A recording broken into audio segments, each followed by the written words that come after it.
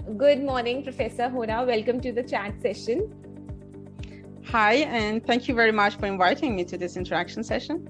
Everybody was really appreciative towards your research and the paper that you had presented at the conference. And that is why you have been selected as our eminent participant. And this chat session is basically for the other people who are hesitant or who are not that motivated to attend online conferences.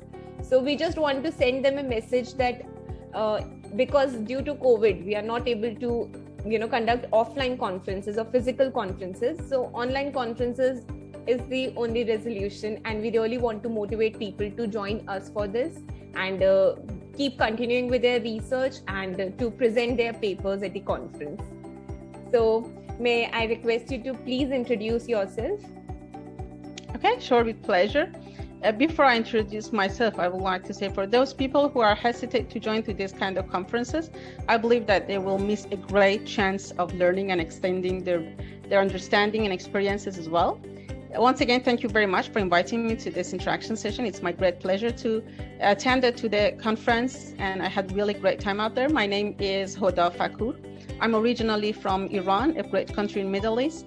It's been like about 10 years I've been studying and working in Taiwan. I've got my PhD there, and also I passed my postdoctoral research there in National Taiwan University. Since 2018, I moved to Changchun Christian University of Taiwan, so-called CJCU, working as an assistant professor, a student advisor, and as well as do my own research there. I'm particularly working in International Program for Sustainable Development. We call it IPSD. It's a kind of hands-in-action program that we provide interdisciplinary learning on environmental sustainability, civil action, and international affairs and cultural diversity to the students and those young people who want to make the world a better place to live. My research area specifically is about environmental science and monitoring, water quality assessment, as well as more recently climate change adaptation and mitigations. And this is what I have also presented in the conference. If I have time, I may explain a bit about my research area, which I presented in the conference as well. Please, is that okay? Please carry on, yes. Sure, thank you. We all know that despite all international efforts in reducing greenhouse gas emissions that we call them GHGs, still the main cause of global warming is still climate change, and it's projected to be continuing over the next centuries. We all know that all cities may face the risk from the different ranges of the consequences of those climate change, like extreme weather events and changing climatic patterns. But coastal cities are highly threatened by the consequences of both climatic and anthropogenic changes. As on the other side, we know that the increasing urban density in many Asian countries considered to be the epicenter of the current urbanization surge. And among different Asian affected areas by climate change, Taiwan is quite a vulnerable region, facing the challenges of intensified typhoons and sea level rise. Southern Taiwan is particularly an ideal example of a region with large prospects for growth, both from the population and the economy, and it's situated in coastal areas where climate-induced disasters mostly occur. So in my study, I tried to address disaster risk in southern Taiwan at both the city and zone levels through what we call them Climate Disaster Resilience Index. It's a kind of approach that can explore the spatial distribution and relative importance of a resilience and patterns of different low or high levels of resilience spots and support future planning decisions, as well as enhancement of community resilience. It helped to show different capabilities, shortcomings, drawbacks, and potential risks of neighboring cities in the same region. And it's a kind of practical tool and can be helped for the future disaster risk management plans. Thank you. Thank you so much for giving the brief about the research and for your introduction.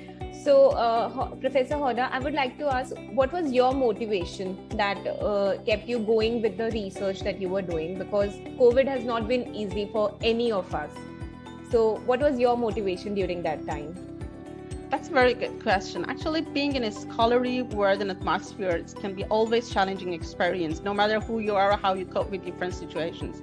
But this year, we've had to cope with an extra anxiety surrounding COVID-19. Not a single person I know has not felt some kind of anxiety over this fear. Everyday life seems to be harder, deadlines seem to be more pressure than usual. So motivation is sometimes lagging, and winter breaks was not the relaxing time most people were expecting. Just like many other people, I've also chosen to stay home and try to practice social distancing, and I worked from remote. Yeah. But I was lucky enough to also focus more on my research parts. So I wouldn't say it was too bad for me, but I missed my independence, obviously, and my own space. But overall, I learned how to cope with it. It's important, that despite the difficulties surrounding COVID, we keep in mind the reasons why we're doing the work we're doing.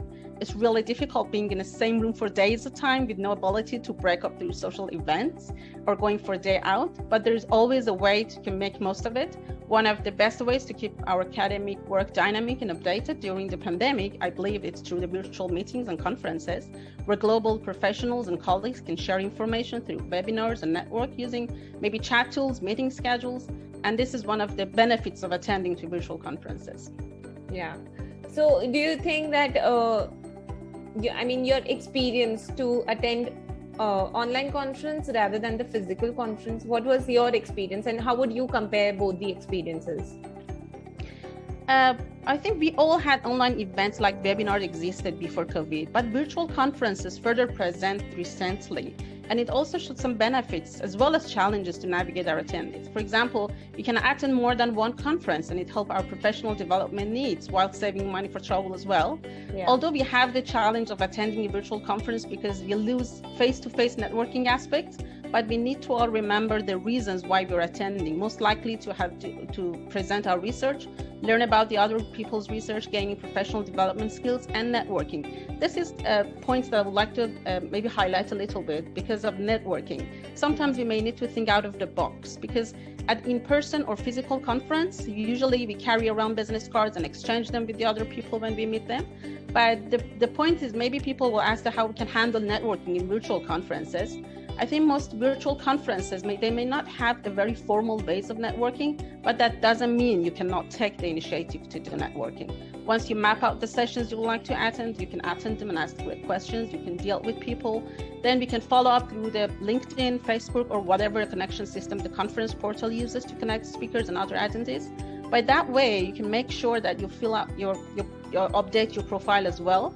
So it's a good way to build connections to be active through the social medias during the virtual conference. We need to make sure to add like the hashtags of the conference when there is a key takeaways, comments, or whatever we're learning. I think being an active in social media is very great way to connect with other professionals during those online conferences. Yeah, thank you. Thank you so much for saying some good things about online conferences, because most of the people have been inclined to a physical conference because it's been a while since we have been traveling easily and freely without thinking about the health or anything. Initially, it was just about the visa or the flights or everything, but now it's about the health most importantly, because COVID has made us think about all these things. So thank you so much. So do you think that you'll be referring Eurasia research to your colleagues or to your friends in future to join? Obviously, yes, and definitely yes, because the good point of virtual conference is that they also allow more people to participate. Many virtual conferences have a very low fee for people, especially for students. So it means that now we can have more participants at the conferences, especially at this moment, because the cost of travel is not a part of the cost of going to the conference. Yeah. So it's good for us that we can pay less to attend. It's good for students especially. And it's also another point that maybe not many people will consider, that is that for those of us like me, I'm a mom of 2 kids. So for those of us who have some care responsibilities, it's much easier to combine attending a conference with our care duties. Then we can attend the conference from comfort of our home. We don't have to worry about how to take care of our kids. Also, we don't need to worry about the carbon footprint of our conference attendance anymore. We should not ignore the networking events simply because they're virtual now.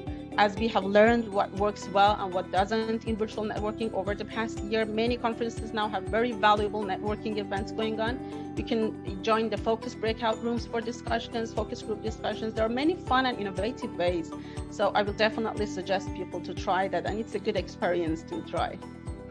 Thank you so much. And what do you think? What was your experience to work with, associate with Eurasia Research? Well, actually, International Conference on Science and Technology Research, ICSTR in Budapest, It was actually quite exceptional. It was very helpful, just what I needed during this pandemic.